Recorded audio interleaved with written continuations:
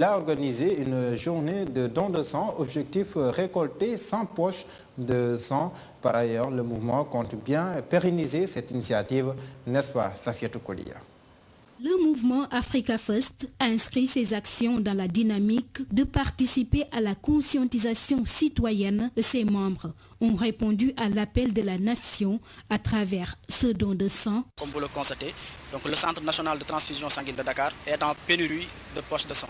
Donc pour apporter donc notre contribution et notre soutien, on a jugé nécessaire donc avec l'ensemble de nos membres de tenir cette journée afin de les aider pour qu'ils puissent donc répondre aux exigences des hôpitaux en matière de fourniture de poches de sang. Aujourd'hui, notre objectif c'est d'avoir 100 poches et au-delà de ça aussi nous voulons participer à l'expansion de cela à travers donc nos membres qui nous représentent dans les autres régions, dans les autres communes et départements. Alors nous organiserons là-bas aussi des journées de don de sang. Nous voulons que ça soit une activité à vocation donc nationale. C'est aussi une occasion saisie par son président pour s'adresser à la jeunesse qui joue d'ailleurs un rôle important dans le développement de tout pays. Inciter aussi à la population, la jeunesse surtout, de s'engager donc dans ces genres de manifestations. Donc le message que nous lançons aux partis politiques, aux mouvements associatifs, parce que des fois ce sont des structures qui regroupent donc des milliers de personnes. Et je pense bien que la manière dont ces gens-là défendent la nation, c'est dans cette manière-là également aussi qu'ils doivent répondre également aussi à l'appel de la nation. Et aujourd'hui, la nation les a appelés, ou bien la nation les appelle. Pourquoi? Parce que le Centre national de transfusion sanguine est en pénurie d'eau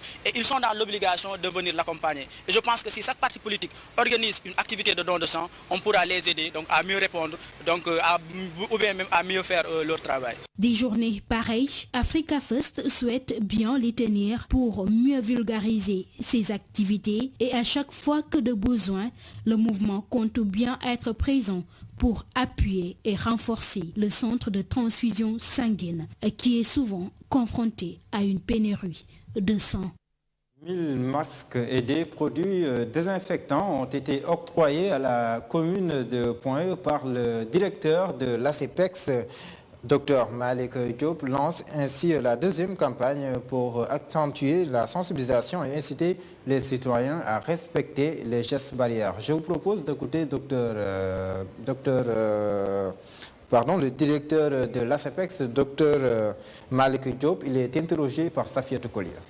On est à la phase réelle de transmission communautaire. Et cette phase de transmission communautaire doit être gérée d'une certaine manière. Il faut que les populations sachent que c'est à elles de lutter contre la pandémie. Comment?